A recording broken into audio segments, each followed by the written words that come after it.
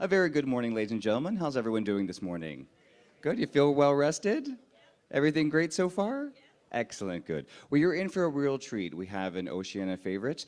John and his wife Susie have been to over 150 countries. Is that it? More, oh, more now, okay. They've been lecturing for about the past decade, and they are definitely an Oceania favorite. Please welcome to the stage, Don Campbell. Thanks, Sean. Good morning, everyone. It is kind of nice to have, a nice restful day at sea, and then we'll have 3 days of hectic going ashore, and then we'll be back at sea again, and then, anyway. We're today, as Sean told you, my name is Don Campbell. My wife Susie and I have been doing this for about 10 years.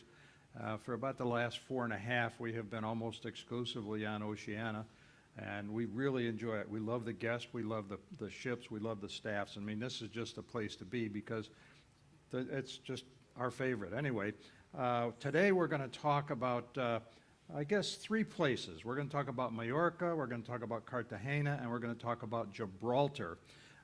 During the course of the cruise, I'm going to give you several different talks that cover a wide variety of things. There'll be some maritime history, a little bit of, I guess you'd call it geology, or at least mythical geology, and I'm also going to talk about the places that we're going to visit. Now, I do not give exams. I try not to use too many dates. I do put things in kind of chronological order and sprinkle a few dates here and there just to kind of keep things in order. But I don't expect you to be ready for a final exam. That won't happen until the day before we get to Miami. No, we won't do a final exam. Anyway, anytime you meet Susie or me around the ship, or you see us sitting at a table at Terrace or someplace else with a couple of extra seats, please feel free to sit down and enjoy a meal with us, or just to chat and have a cup of coffee.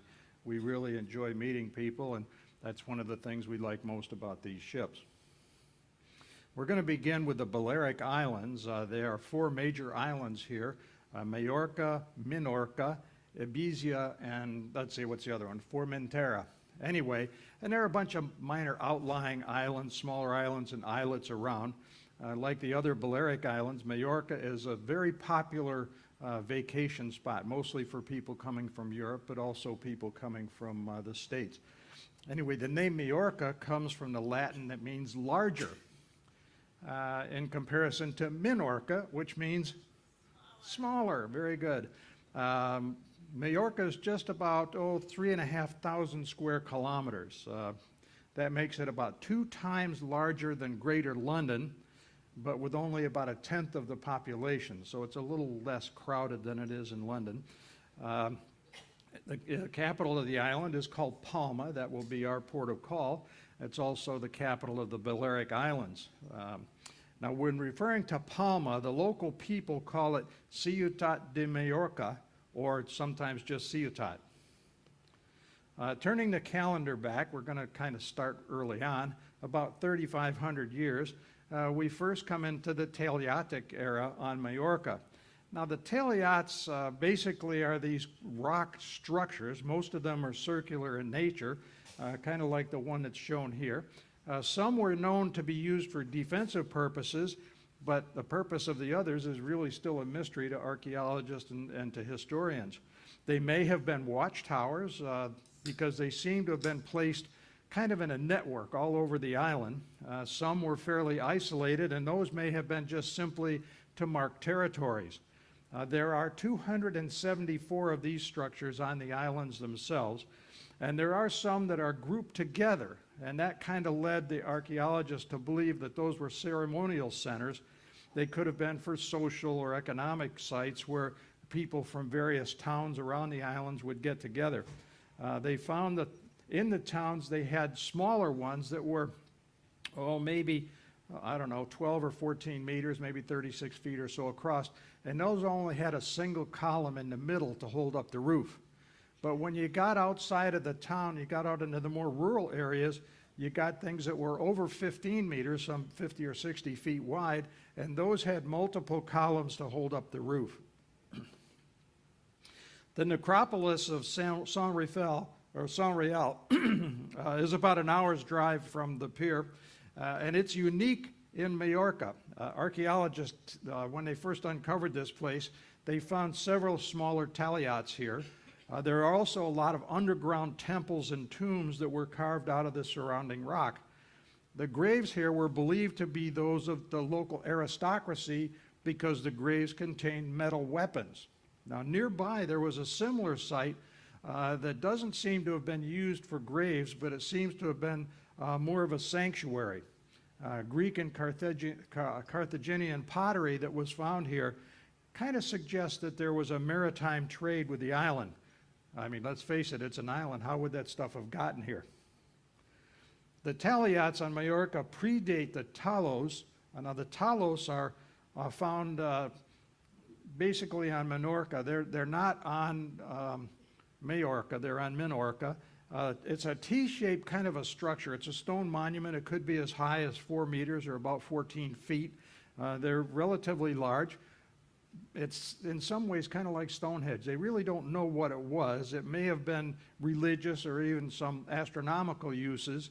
But in any event, the building of the talos over on Menorca and the taliots on Mallorca all kind of stopped at the same time. And then after they stopped building them, they started taking the stones away from them to use for other buildings. Mallorca's first inhabitants burned the forest. They did a slash and burn kind of an agriculture. They plowed the newly cleared fields, and then the rains came, and that caused pretty rapid erosion of the island, and that cost them almost all of their fertile land.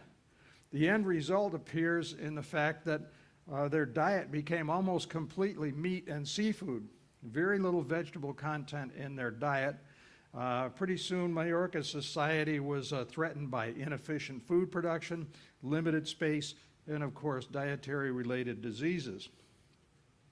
In 700 BCE, that's before the Christian era, or Common Era, stone slingers repelled Greek and Phoenician raiders and pirates. They launched these small rocks using a sling. Kind of, to get the image, kind of think of the story of David and Goliath, so that kind of puts it in your mind what it was like. These men and these little weapons were so strong, it is believed that the stones could actually penetrate the sides of a wooden-hulled ship. So they were pretty impressive little weapons, even though it was just a rock. The Balearic stone slingers were famous throughout the Mediterranean, and they were highly valued by other countries as mercenaries. 50 years after this started, so about 650 BCE, the Carthaginians invaded and destroyed many of the old buildings that were on the island. The Carthaginians recycled most of their material to build an entirely new civilization, new cities, new villages, everything. Their commercial influence expanded over all of the Balearic Islands.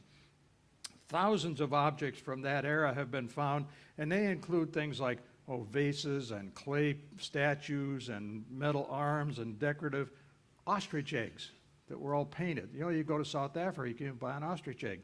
Well, you could just have done that 2,000 years ago here. Now, the lands around the Mediterranean, including Spain and Mallorca, were fought over by both Rome and Carthage. The term Punic comes from a Latin word that meant Carthaginian. To me, it would have seemed to be, instead of going back to Carthaginian, they should have just kept it Punicans. Anyway, the Punic War may have been one of the largest wars to have taken place up until that time. And you kind of all remember Hannibal. You know, he was a guy that used elephants when he went out on his attacks. The primary cause of the war really was a conflict of interest between an existing Carthaginian empire and an expanding Roman republic. Basically, the Carthage realized the strength and the fighting qualities of all of the men from Mallorca, particularly those sling throwers, and they used them as mercenaries. The local soldiers were so widely praised by both Carthage and Rome that after more than 100 years, when the war came to an end, thousands, maybe hundreds of thousands of people had lost their lives. Rome conquered Carthage, but the people here were honored by the Romans. The city of Palma was founded as a Roman camp on the ruins of an old Taliotic settlement. At the same time, over on another part of the island, a place called Palencia, in the northeast corner of the island, they established this little city or town of Palencia and that was on the site of an old Phoenician settlement. Now, the ancient cities here once served as a port for Italy, for ships going to Italy, not for Italy itself, and it was also used for ships going to Hispania, or Spain as we know it today, as well as Africa. Today, you can only see ruins in Palencia that relate to what it was like back then, but there's enough there to tell you what a really pretty spectacular place it was. The most significant of the ruins is a first century Roman theater from the first century in the Common Era. It is Spain's smallest surviving ancient Roman theater. Could only house a maximum of about 2,000 spectators, but that one is still in use today. They still can do theatrical performances there. And Palencia, to give you an idea of distance, is only about 35 miles or 57 kilometers from Palma. Christianity arrived on the Balearic Islands just over 100 years later, and that's when the archipelago, then a little later, the archipelago was overrun by Vandals, and then the Byzantines took over. See, I kind of leap forward in time rather than just drag it out for you.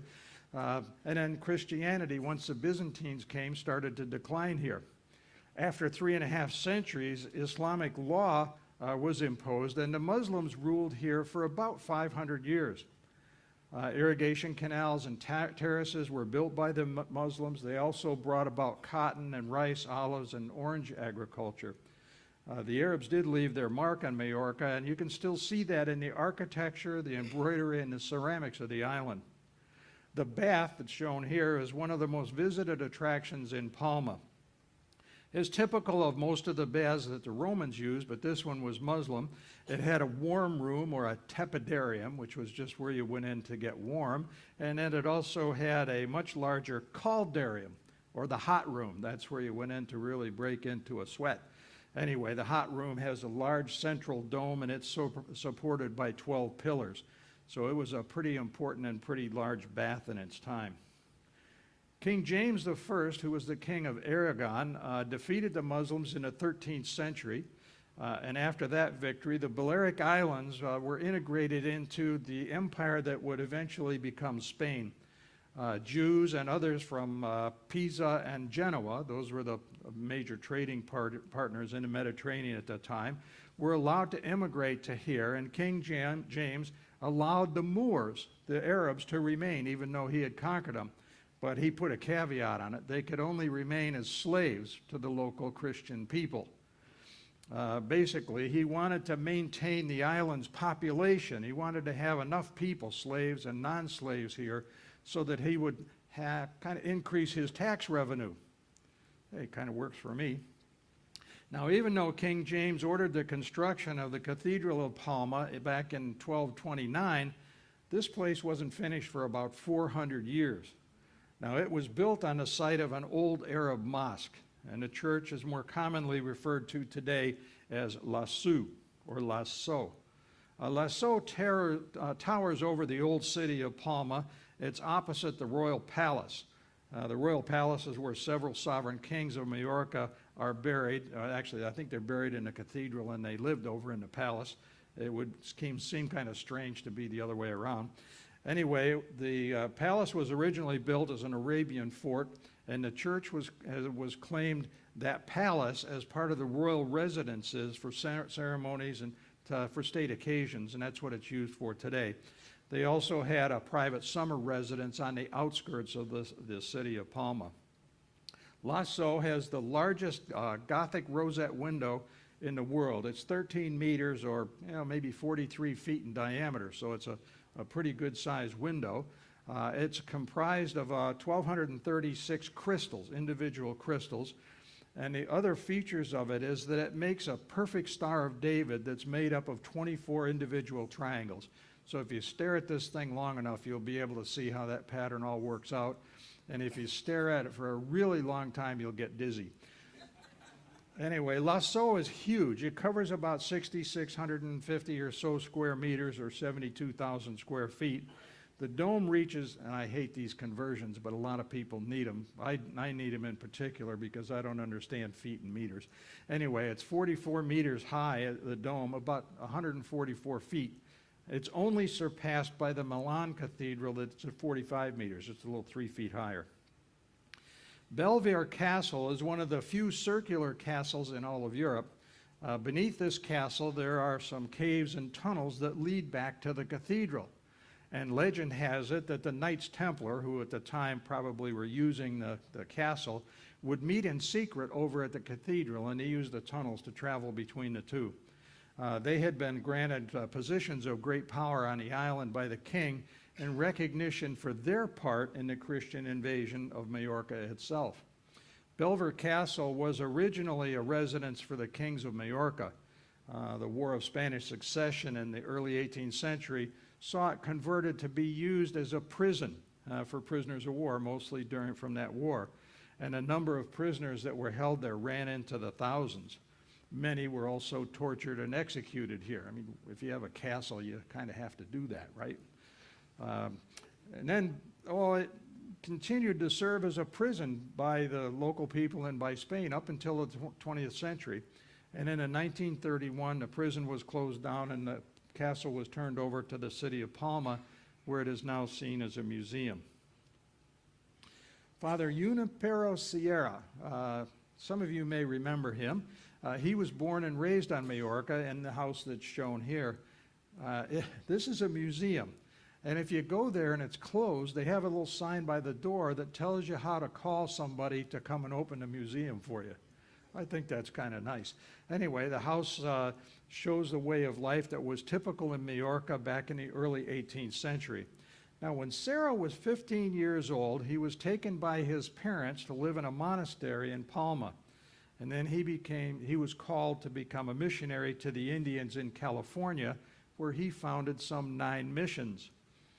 Sarah was a pretty small guy. The stature wasn't that great. He was 5 feet 2 inches tall, but he was considered to be a very forceful and zealous preacher. He was canonized last year in 2015, and they granted him the title the Apostle of California. Mallorca is home to a Jewish population that can be traced back to the 5th century. They publicly professed Catholicism, but privately adhered to Judaism. Well, you kind of have to understand why they did that, because the Spanish Inquisition in the 14th and 15th centuries included forced conversions, and that led to the emergence of what was called crypto-Jews, or Zuetas. The Zuetas lived for centuries in their own quarters on the island, and they had signs of the underground community that can still be found today. St. Julia Church was secretly called the Synagogue of the Zuetas by all the locals. So the locals all knew what was going on. They just didn't want the Spanish officials to know. Now, the Jewish community on the island, even though it had dwindled down quite a bit, was pretty well reestablished in 1971. Mallorca was once known as the Sephardic Island. It was also an important center for the cartography, or map making, because the Jews here had access across the Arab countries in Africa and so on, and those Jews played a pivotal role in navigation. One of the most famed map makers who came from here provided the maps that were used by Columbus when he went to America. I never knew that Columbus really knew where he was going, or where he got, or how he got back, but nonetheless, apparently he had good maps. Anyway, the Museum of Jewish Memory here has a permanent exhibit that covers the history of the Jews on Mallorca. And we can't leave Mallorca without our fix of these Jewish cookies. They're known as Crespel. The secret ingredient, now here's a secret, don't tell anybody. For the really good ones, you have to use olive oil and orange juice. But other than that, the rest of the recipe is a secret. Now we're going to sail to Cartagena, the major Spanish naval station. It's basically what's there. It's been inhabited for about 2 millennia, 2,000 years. The city was established formally in about 227 BCE by the Carthaginians. The early people were seafarers who traded copper from Cyprus, horses from Turkey, ivory from India, and tin and silver from Spain. The founder and first governor was a brother-in-law of Hannibal, the guy with the elephants. These people all came from North Africa in an area that's now known as Tunis. The Carthaginians established a permanent trading post at a place they called Carthago Novo, or New Carthage. That eventually kind of morphed into Cartagena, excuse me. And these people played a very important role in the history of Spain. In 219 BCE, Hannibal attacked a Roman city that was known as Saguntum. That's about 130 miles from Cartagena. The Roman Senate got a little bit upset. In fact, they were pretty angry, and they declared that Hispania was a Roman empire, and it didn't belong to Carthage. Within 5 years, the Romans had recaptured the city, but Rome was pretty uneasy about the expansion and the power of the Punics in Spain from then on. So, you know what happened next. Hannibal and Rome got into it. The Punics were from Carthage in North Africa, and like other people who originated in Phoenicia, their urban culture and economy was very strongly linked to the sea. These people were mariners at big time. Their naval presence and trade extended throughout the Mediterranean. The technical achievements in Carthage included the development of uncolored glass, clear glass that was not colored, and the use of limestone to improve the purity and the strength of iron. Most of the Punic culture was destroyed as a result of the wars between Rome and Carthage. There are only a few ruins that are left in Cartagena that come from back in that era. One is called the Punic Wall, and it was built over 2,200 years ago. Now, there's only about 30 meters or some 98 feet long piece of it that you can see, and it's at the entrance to the city itself, located in one of the 5 hills that surround Cartagena proper. Nearby is a burial crypt that came from back in the 16th to the 17th century. Some of the former inhabitants still reside there, if you want to call it that. They don't have a doorbell, but I guess they welcome visitors anyway. And they have this painting that's called the Dance of Death, and it was painted on the crypt's walls.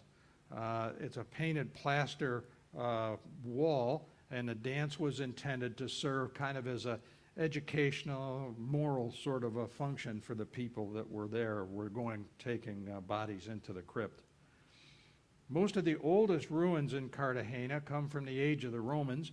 The best known of these is a Roman theater, and actually on one of the tours you go to an area that's above the theater. It's very easy to see, and you can also go into the theater itself.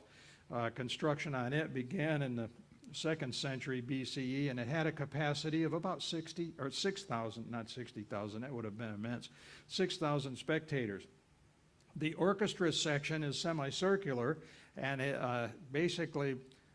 had wooden seats along the front, about 3 or 4 rows of them that were for the elite. The rest of the people had to sit on stone steps. The stage itself was 44 meters, or about 144 feet wide. And the public entered from both sides. They didn't come in through anywhere except for the 2 sides of the theater itself. In the 3rd century, the Common Era, a market was built over the ruins of this theater by reusing some of the stones for the theater. Now, luckily, that market was abandoned after being burned by the Vandals back in 425.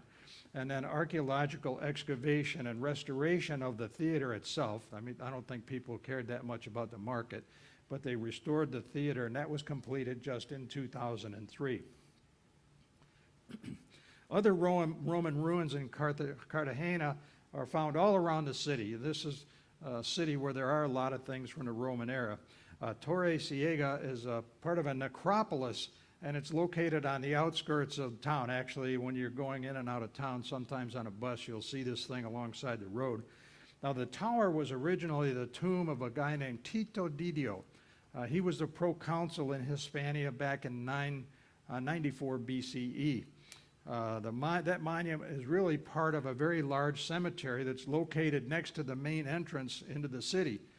Remember, in the Roman era, it was prohibited to bury people inside the city. Everybody had to be buried outside. It is one of the 3 best Roman funerary towers that's left on the Iberian Peninsula. Until the 18th century, Torre Ciega was pretty well preserved. People hadn't damaged it very much. But then legends of big treasures that were hidden inside led vandals to break into the monument. They didn't find anything other than, I guess, some dusty old bones. But nonetheless, it was restored in the mid-20th century, and you can see some of the places when you go by it where the restoration work was done. On either side of a stretch of the Roman road near Cartagena are the remains of two dwellings that date from the 1st century before the Common Era. Walls and thresholds decorate the floors with opus signum. This is a picture of what it looks like. Opus signum was a building material that was used in ancient Rome. Basically, it was made by taking broken tiles, and they smashed them up into very small pieces, mixed them with mortar, and then beat them down into a flat surface with rammer. Kind of like you'd think of terrazzo today. It's very much what it kind of looks like. Anyway, Pliny described its manufacture as, quote, even broken pottery is utilized, it being found that beaten to a powder and tempered with lime, it becomes more solid and durable than other substances of a similar nature, unquote. So I guess it was their version of terrazzo. Casa de la Fortuna, or the House of the Fortune, gets its name from an inscription that can still be read on the floor in the courtyard of the casa. But the most impressive feature here is a fresco that has painted decorations on the dining room, and this is a piece of it that's on the dining room wall. It's still in very, very good shape. The Municipal Archaeological Museum is also a good place to go see Cartagena's early history. It opened back in 1982, and it was built over a 4th century Roman necropolis, so you can see kind of graves as well as the artifacts. The displays cover a chronological history from the Paleolithic Age, the early Stone Age, up and through the Bronze Ages and even into the Roman period. The museum has one of the largest collection of funerary items in all of Spain. So if you're into funerals, this would be a nice place to visit. It also displays mining tools, ceramics, and Roman sculpture. Of particular interest is the portrait of a young boy that's held at that museum, and he has a crown. And archaeologists believe that he may have been a member of the imperial or Roman royal family. Now, following the Punic Wars, the fall of Roman sovereignty caused Cartagena to decline. It declined relatively rapidly. It was occupied by the Vandals and then the Visigoths and finally by the Eastern Romans. The Vandals were an Eastern Germanic tribe, and Renaissance and modern writers characterized the Vandals as barbarians. And because of that, that led to the term vandalism, because the Vandals destroyed art and statuaries. So today, vandalism came from that particular background. Anyway, the eagles that are shown here were a very popular symbol among the Visigoths who came in after the Vandals. And the Visigoths were a nomadic German tribe who invaded Iberia back in the 5th century. The Visigoth royal family converted from what was called Arianism to Catholicism, and that brought about the first persecution of Jews throughout the area that we know as Spain and Portugal. During Roman times, large numbers of Jews had migrated to the Iberian Peninsula of their own free will. In Spain, a Visigoth nobleman named Pelagius began the Christian reconquest of the Iberian Peninsula from the Moors. The Moors were the Arabs that were controlling the island. Pelagius established the independent Christian state. Now, it's kind of interesting, I think, that there is no evidence that he was motivated by anything that you'd call religious desire. It seemed more he was into territory than he was into religion, but of course religion was a good vehicle. Anyway, Pelagius is considered a national hero, and he's regarded as the country of Spain's first monarch. The Reconquista was a period in history that lasted for about 800 years. It began when a small Visigoth army established a Christian principality up in the north. Christian forces pressed southward and they retook territory. Now, you can see the kind of changing political thing in this thing. It'll kind of cycle through a couple of times. And that's how it changed over time. The Muslim population of the region consisted mainly of Berbers, Arabs, and native Iberian converts to Islam. The Berbers were nomads that originally came from the Atlas Mountains of North Africa. The Arabs generally, surprisingly enough, were from Yemen, and they were considered the elite of the population. By the High Middle Ages, the war with the Moors on the Iberian Peninsula became linked to the Crusades, basically of the whole of Christendom. The papacy, the Pope in Rome, justified acts of war, and he encouraged Christian knights, particularly those coming into Spain, to seek armed confrontation with Moorish infidels. In 1492, that's a number that kind of just trips over the tongue. Anyway, the Christian reconquista of Iberia was completed when Granada fell. At the same time, the Jews were expelled from Spain by royal edict. So the king said, okay, I don't want any more Jews here. Following their expulsion, the Jews settled over in North Africa, in France, and in Italy. And many Muslims that were still remaining behind in the country converted to Christianity, and they remained permanently in Iberia. Now you can still see this in the DNA. They did DNA samples not too long ago, and it found a very high proportion of ancestry that came from North Africa. Basically, that attests to the extraordinary level of religious conversion, if you will, of the people who had come from North Africa, and they're blending into society, whether that was voluntary or forced, but basically it ended up showing up in their descendants. Now, guess who was in the middle of all of that? Oh, you got it right there. The King and Queen of Spain, Ferdinand and Isabella. Ferdinand and Isabella were the Catholic monarchs of Spain. In order to exert social and religious control, they sponsored the Spanish Inquisitions. That was to put non-Catholics to convert or die. If you weren't a Catholic, you had your choice. It was aimed primarily at Jews and Muslims who converted to Christianity, but were still believed to be practicing their old faiths in secret. The king and queen did promise the Jews that they could continue to enjoy their religious freedom if they turned on the Muslims and identified the Muslims who were still practicing Islam. Now, here's an interesting little fact. Ferdinand was a grandson of a Jew, but he was very prejudiced toward the Jewish people. He directed the Muslims to give up their Arabic names and their traditional dress. He prohibited the use of the Arabic languages across Spain. Now, in order to find the Jews that were secretly still conducting their own religion, he came up with the idea of saying, give them some pork to eat. If they will eat the pork, they are not Jews. They are not Muslims. If they won't eat the pork, they are called marranos, or pigs. That was just his way of finding out which ones were which so he could do the control. Now, many fleeing Jews and Muslims departed from this particular harbor. The Castillo de San Felipe de Barajas was one of the most important in all of the Mediterranean. Now, it was without question the most imposing fortress. When you see this fortress, you will see it's just immense. It's the most imposing fortress ever built by the Spaniards. King Ferdinand commissioned its construction, and the castle itself took over 200 years to complete at a cost of over 245 tons of gold. Cost almost as much as my house. In 1741, an English commander cut off Spanish reinforcements to Cartagena and started a 3-month-long siege. He was outnumbered 7-1, and the Castillo finally held, and that cost the English forces about 10,000 men. 70 ships were sunk, and the commanders standing, of course, somewhat suffered in the eyes of the British Navy. During the Spanish Civil War, Cartagena was the main base for the Spanish Revolution, or Republican Navy. They held off General Francisco Franco longer than any other city in Spain.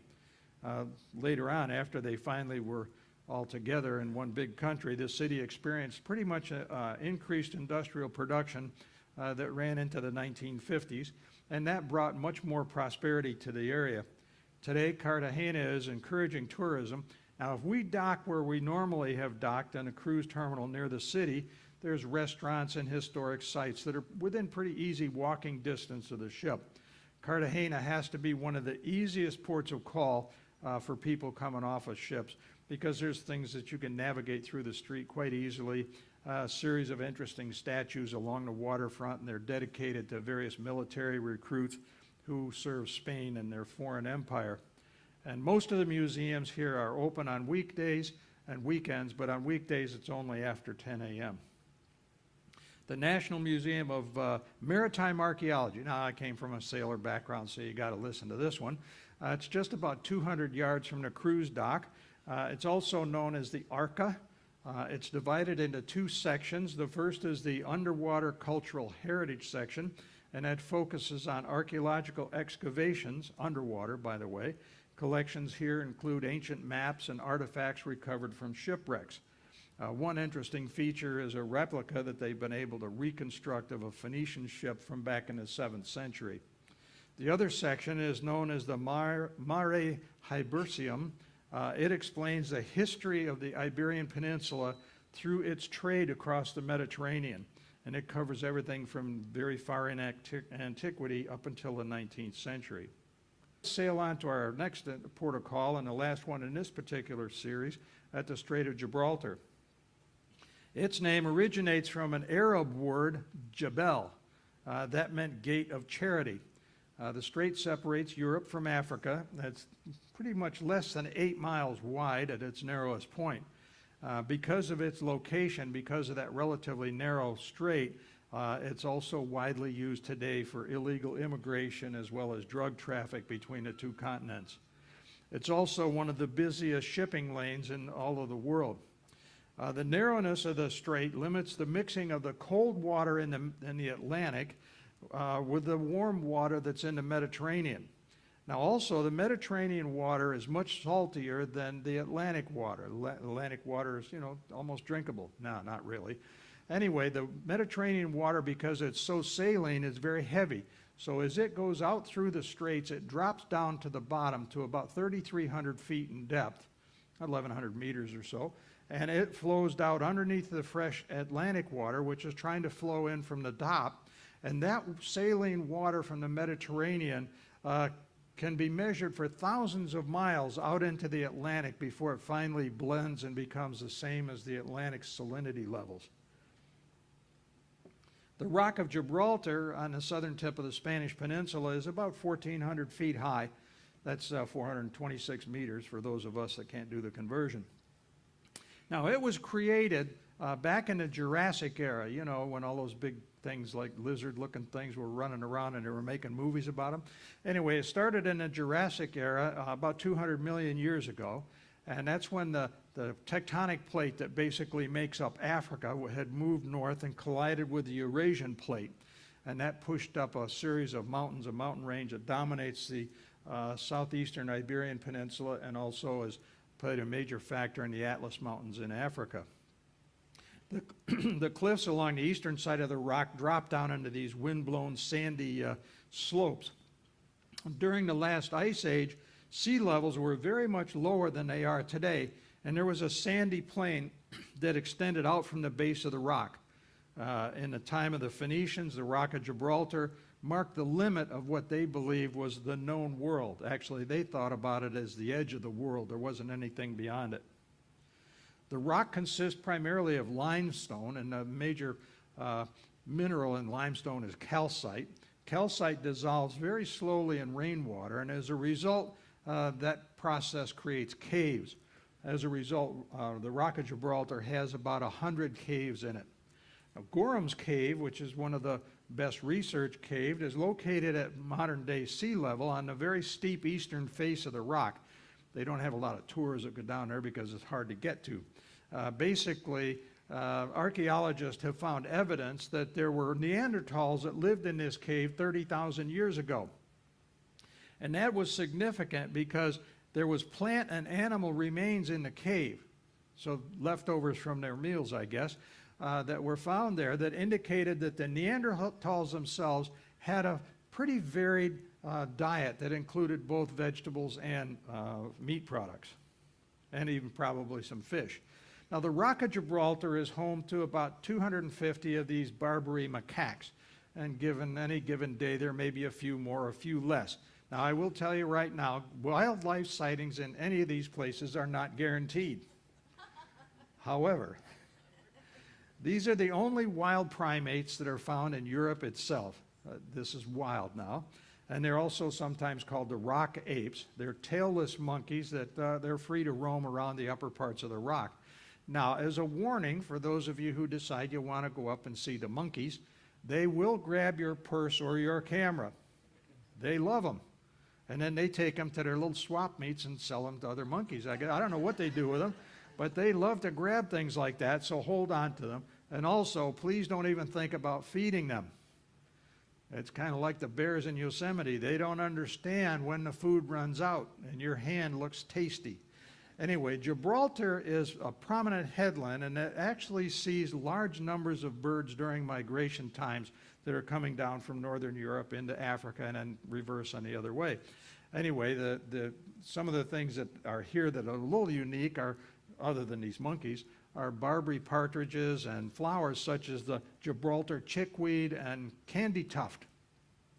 Now, all of that stuff, all of the animals and all the plants, for the most part, the native plants, are protected by law, and the whole island is a nature reserve, and that was established back in 1993. Now, high up on the rock, this is an old picture, are the remains of a Moorish castle. It's a relic of a Muslim occupation. It lasted for about 700 years. This photo is looking up from the Grand Battery on the island, and the castle was built in the early 8th century when a Berber chieftain landed on the rock itself. He came across from Africa. The principal building that remains that you can see today, other than these ruins, is the Tower of Homage up at the very top. Now, the tower is clearly visible to visitors from basically all over the place because it's a very dominant and strategic position. The present tower, the one that you can see today, was rebuilt during the second Moorish occupation of the island in the 14th century. Now, part of this castle also housed the prison of Gibraltar until that prison was relocated to another place in 2010. Today, the Moorish Castle is one of the major attractions on Gibraltar for people to visit. And it is shown on the design, the 1995 design of the Gibraltar, I think it's a 5-pound banknote. That's still in circulation, by the way.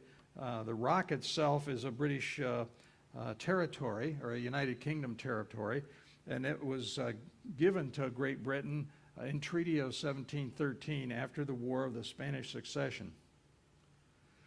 The labyrinth that's inside of the rock is known as the Great Siege Tunnel.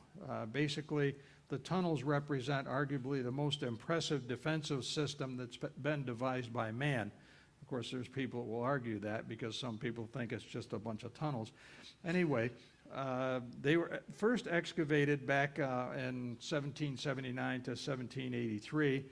They allowed the gun emplacements to be placed up on the rock that were pointed toward enemy positions. How did that happen? Well, basically, France and Spain made an all-out attempt to try to capture the rock, to take it back, and the British decided they had to find a way to defend it. And the governor of the island of the rock offered a reward to anybody who could get guns on the north face to protect the rock on a place called the Notch. Now, one of the Royal Engineers figured out that you could build these caves, or dig these caves into the rock, and they could get there by tunneling through the rock. Now, the tunnelers started out, now to give you an idea of what it was like, they just used the strength of their arms, hammers and crowbars. Occasionally they would throw in a little gunpowder for blasting, but most of it was manual. It took 18 men 5 weeks to drive a tunnel that was only 8 feet square. That's about 82 feet long, and so it's 2.5 square meters this way, and only 82 feet long. Well, that gave them some relief. They were able to get the cannons up there. And then a couple of years later, the tunnel was some 370 feet, or 113 meters long. During the Second World War, they expanded it a little bit. They dug 33 more miles of tunnels. That's about 52 kilometers. And today, those tunnels have dioramas of the Great Siege itself.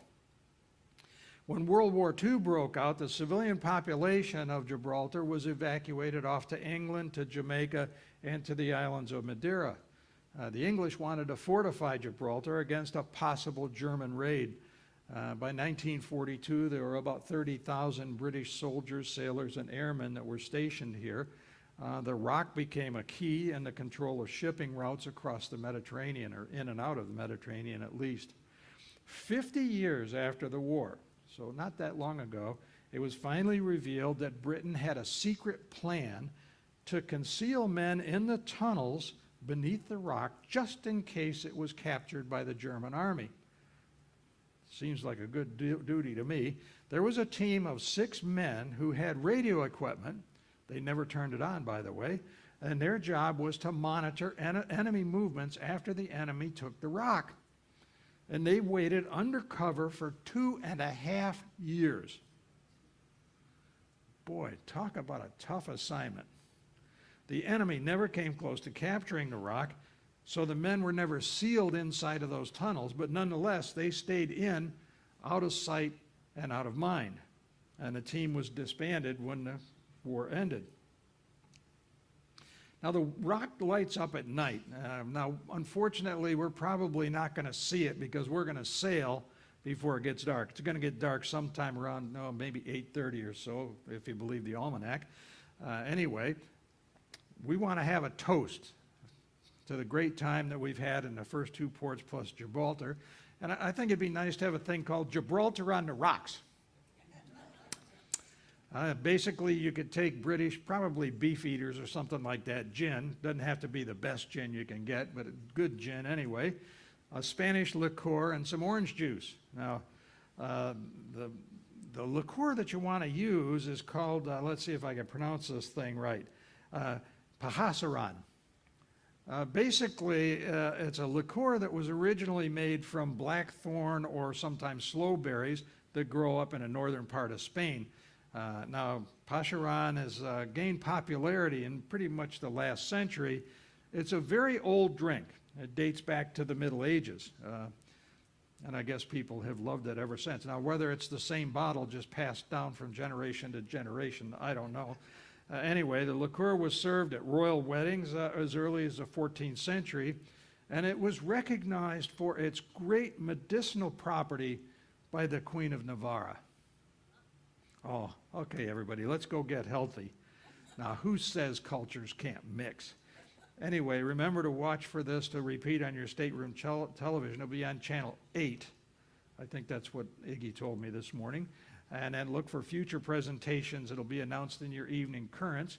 And I believe the next one is on our next day at sea after we leave the Rock of Gibraltar. Thank you very much, ladies and gentlemen.